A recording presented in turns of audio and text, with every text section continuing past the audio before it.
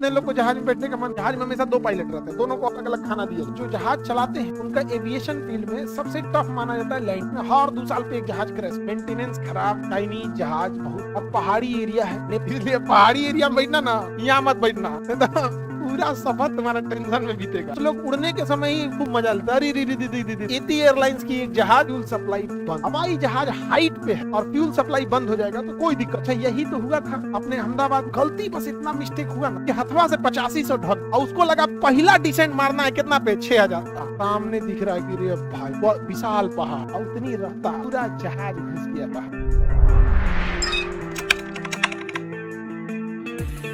ये मिल गया काठमांडू। काठमांडू से इधर पश्चिम दिशा में जाएंगे तो क्या मिलेगा? पोखरा।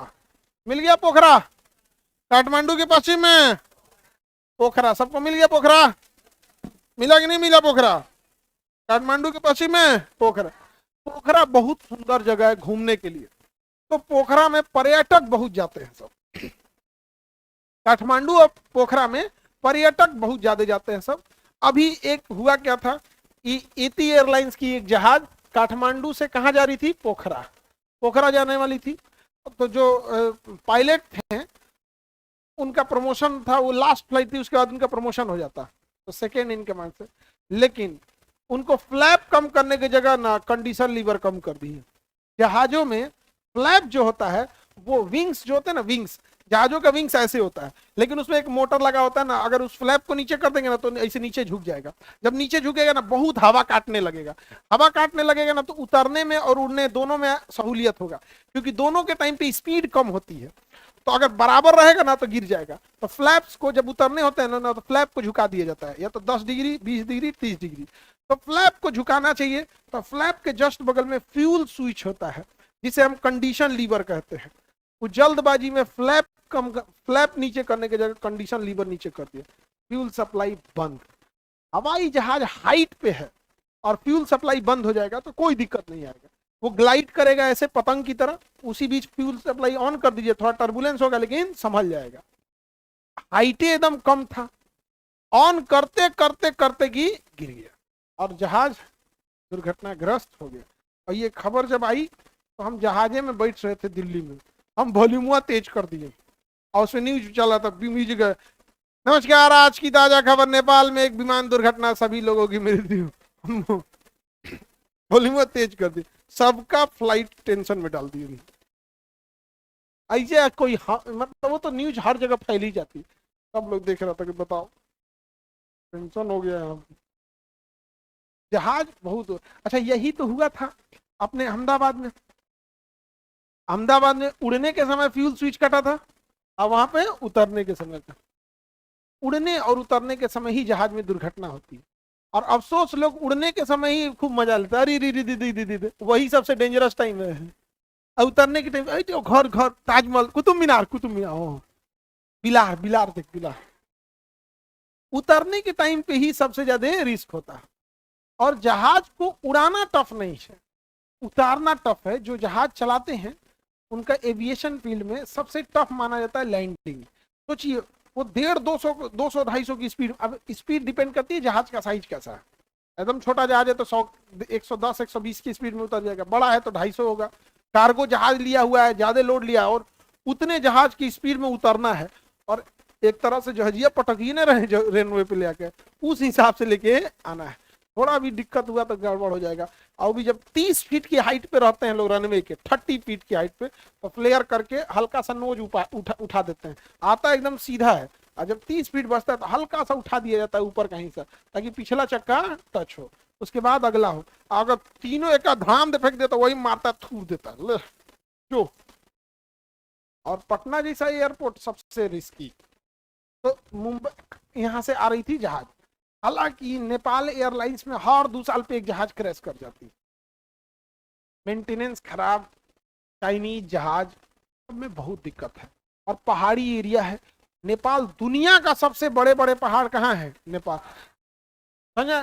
नेपाल में पहाड़ नहीं है, पहाड़ में नेपाल है। नेपाल में पहाड़ है, पहाड़ में नेपाल, पहाड़ में नेपाल है। उसका 10 से 15% एरिया बराबर है, बाकी सब क्या है? पहाड़ है। और वहां कभी बस में जाएंगे पहाड़ी एरिया में तो बड़ी डरावना चलाता है सब। अब बस में होता क्या है कि जैसे आपका बस है तो ये चक्का है यहाँ से, तो जो बस की बॉडी होती है ये बड़ी आगे तक निकली होती है, चकवा यही रहता है, और ड्राइवर क्या होता है यहाँ बैठता है, ड्राइवर यहाँ बैठ रहा है, यहाँ ड्राइवर बैठा हुआ है, और यहाँ पे भी सीटें होती हैं देखिएगा कई बार, तो चक्का यहाँ है और 4 फीट 5 फीट आगे निकला रहता है। तो एक बार हम यहाँ बैठ गए, बढ़िया दिखेगा कैसा दिखेगा, बढ़िया दिखेगा। और पहाड़ का तो सड़क एकदम पतला, अब सड़क यहाँ खत्म है, यहाँ से ऐसे घुमावदार सड़क है, तो ड्राइवर तो अपने हिसाब से देख रहा है कि मेरा चक्का कहाँ है, सड़क पे है, लेकिन भाई बॉडी हवा में था पहाड़ पे ज्यादा सड़कें चौड़ी नहीं होती, उसको अंदाज से लग रहा था कि उसका चक्का कहाँ है, उसमें एकदम हवा में आ। अगर गया आदमी कहानी खत्म। इसलिए पहाड़ी एरिया में बैठना ना, यहाँ मत बैठना, तो पूरा सफर तुम्हारा टेंशन में बीतेगा। आगे बढ़े तो पोखरा और काठमांडू मिल गया, ये 2 पहाड़ी एरिया हैं। जो पहाड़ों के बीच में खाली गांव बस जाता है उसे हम लोग घाटी कहते हैं।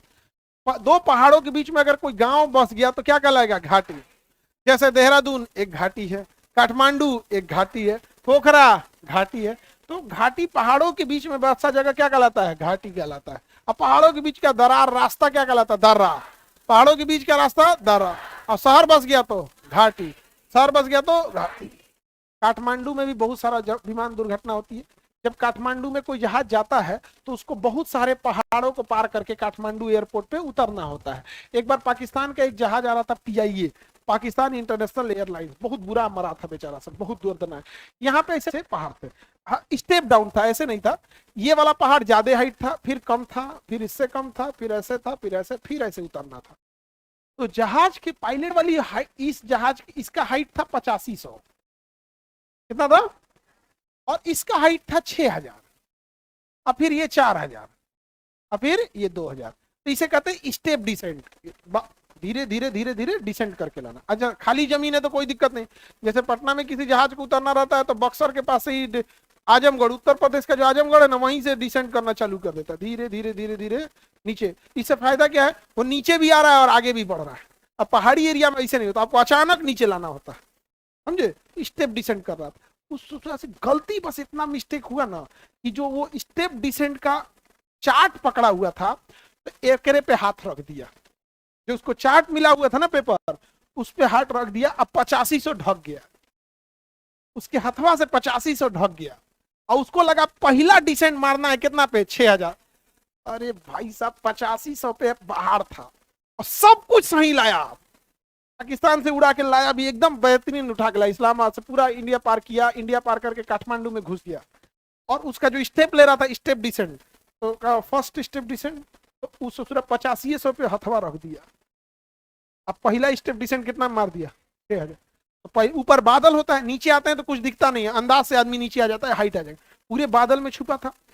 8500 से जब नीचे आया तो पूरा बादल, अब पहाड़ी एरिया में और बादल, आते आते आते आते जब बादल छटा, सामने दिख रहा है कि रे भाई साहब वो विशाल पहाड़, और उतनी रफ्तार, पूरा जहाज घुस गया पहाड़ में, एक भी इंसान नहीं बचा। तो बहुत दुर्घटना वाला एरिया होता है, तनी मनी मिस्टेक हो जाता है, बस हाथवा से दब गया था। देखो मृत्यु बहुत उटपटांग होती है, समझे क्या।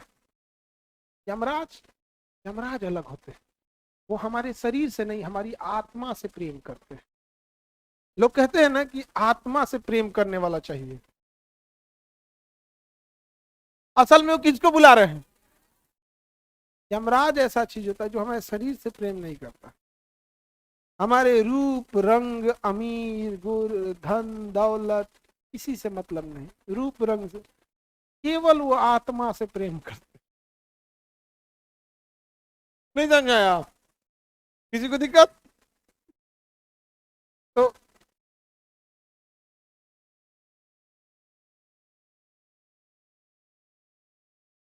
चला गया बेचारा नेपाल। बहुत दुर्घटना होता है जहाजों का, यहाँ पर बहुत दुर्घटना होता है।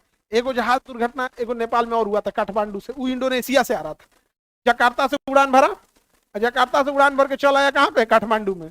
काठमांडू में उसका घर में झगड़ा हो रहा था, और उसका ना थोड़ा सा साई नेचर का था, शर्मिला नेचर का पायलट था, और उसकी को पायलट थी साथ में, वो इंडियन थी को पायलट, उसको समझा रही थी सर, वो बेचारा एकदम टेंशन में था।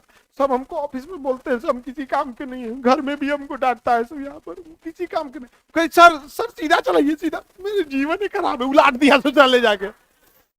वो बेचारी मर गई, बेचारी वो बहुत सही थी, वो ठीक ले जा रही थी, लेकिन डिप्रेशन में चल रहा था, डिप्रेशन मार दिया, मर गई बेचारे। और एटीसी कर रहा है, उधर कहाँ ले जा रहा है, एटीसी को सब दिखते रहता है किधर जा रहे हैं, एयर ट्रैफिक कंट्रोल, तो हम आपको यहाँ भी दिखाए थे, तो उसमें सब दिखता है कहाँ ले जा रहा है, तो कहा उधर कहाँ ले जा रहे हो, तो गड़बड़ हुआ, दोबारा बचा के लाया और तिरछा घुमा के लाया, बस पलट दिया इसे। भाई घुमा के ला रहे हो तो बैंक एंगल 30 से ज्यादा मत रखो। बैंक एंगल मतलब तो जहाजों में ना 3 चीजें होती है, एक बैंक मतलब तिरछा कितना घूमे, तिरछा कितना, बैंक कितना हो रहा है, ये हो गया बैंक, एक हो गया यौ, समझा गया। तो जहाज 3D पे चलती है, जहाज किस पे चलती है 3D, गाड़ी में कौन चीज दाहिने बाएं आगे पीछे, उसमें अलग कई चीजें होता है। मारा 30 डिग्री से ज्यादा नहीं घूमना चाहिए था, लेकिन मारा दनाक से घुमा दिया।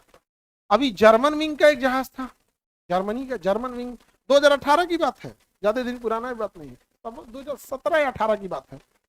वो पायलट को फैमिली का कुछ डिप्रेशन था, फैमिली डिस्प्यूट था उसका कुछ, और हमेशा डिप्रेशन में रहता था।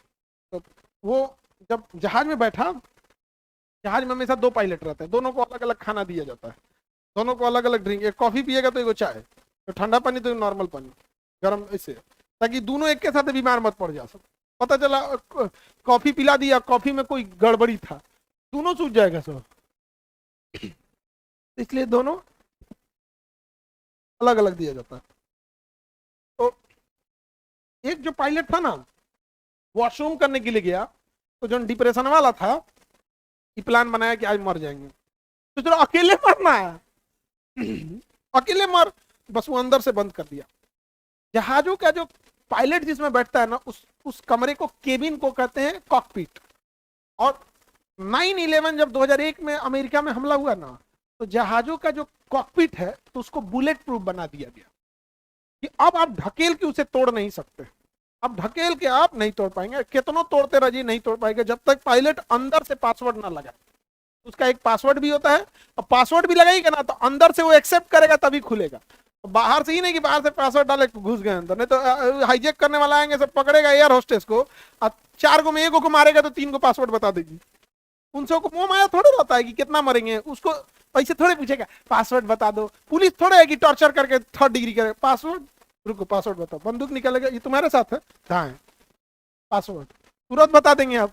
आतंकवादी अलग लेवल के होते हैं ना, उनको मोह माया थोड़ी, पूरा जहाज मारने वाला है, एगो को मार के क्या करेगा वहां पे। तो ये हो गया कि अगर आप बाहर से भी पासवर्ड डालिएगा ना, तो अंदर से वो एक्सेप्ट करेगा। वो क्या किया ना, अंदर से एक्सेप्ट को भी नहीं किया, और बाहर वॉशरूम गया था, ये अंदर से लॉक कर लिया और एक्सेप्ट भी नहीं किया, और जहाज को पूरा स्टीप डाइव करा दिया नीचे, और सामने पहाड़ था। वॉशरूम में पायलट तो कहा कि इतना नीचे क्यों जा रहा है, तुझे लगा नॉर्मल है, बाहर निकल के दरवाजा पीटा, खोलिए नहीं रहा है। 5-10 मिनट बाद तो पता चल जाएगा कि भाई कुछ गड़बड़ है, और वो पायलट है, नीचे झांक के देखा तो उसको हाइट का आइडिया लग गया, इस रूट पे इतना नीचे हाइट पे जाया ही नहीं जाता है। अब वो लगा चिल्लाने करने, और अंदर आवाज आने लगा टू लो बोलता है, मतलब बहुत नीचे है। ट्रेन मतलब होता है ज्योग्राफिकल बनावट, मतलब आगे बनावट है, कोई भूगोलिक पहाड़ हो सकता है, बिल्डिंग हो सकता है, कुछ भी हो सकता है। रडार बोल रहा है टू लो, पुल अप। अंदर कंप्यूटर बोलता है कि बहुत कम हाइट है। अब बाहर से उसको सुनाई दे रहा था, वो पीट रहा है, तो बेचारा पायलट रोने लगा, एयर होस्टेस रोने लगी से कि अब खत्म कहानी। अब बाकी पैसेंजर को कोई क्या बताएगा, जो आगे वाले होंगे उनको पता चल गया होगा, पीछे वाले को भी लग गया होगा क्या हो रहा है, ले आके आराम से लड़ाया, कोई नहीं बचा, खत्म कहानी। कितने लोग को जहाज में बैठने का मन है?